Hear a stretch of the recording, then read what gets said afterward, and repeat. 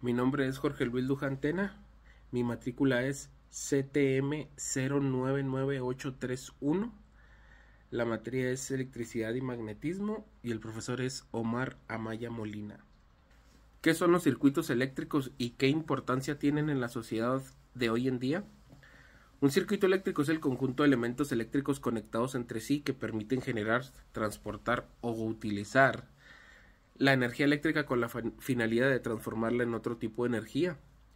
Son muy importantes hoy en día, pues la mayoría de los aparatos eléctricos las tienen, electrodomésticos, televisiones, celulares, autos y ahora hasta las casas inteligentes.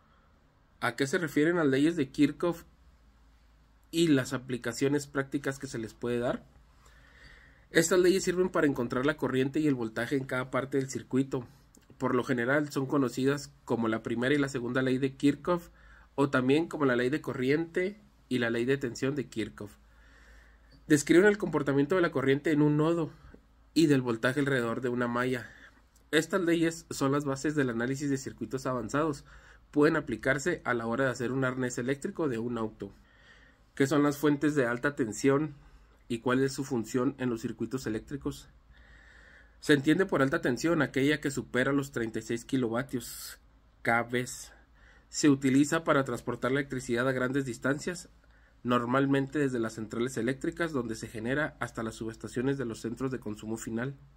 Las fuentes de voltaje son dispositivos que suministran voltaje.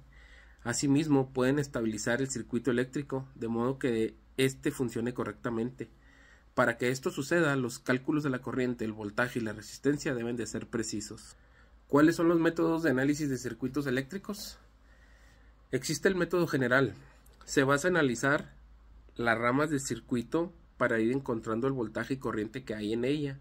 Si se hace esto, se puede eliminar una rama, pues se tiene la corriente y voltaje en el nudo al cual esa rama se une. También está la regla de sustitución.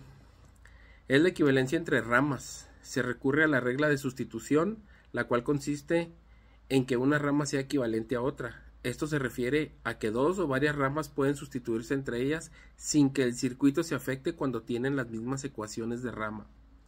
Cuando se trabaja con circuitos eléctricos, por lo general, tienen muchos elementos, ya sean fuentes o resistencias, capacitores e inductores.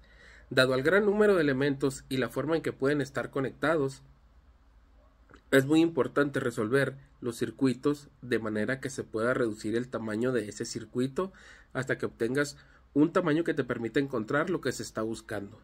A estos tipos de análisis se les conoce con el nombre en que se basan. Podemos encontrar el método de análisis por nudos, método de análisis por mallas, método de análisis por conjuntos de corte básico, método de análisis por lazos básicos, modificación de la geometría de los circuitos, circuito con fuentes dependientes o circuito con amplificadores operacionales. ¿Cuáles son las aplicaciones del capacitor?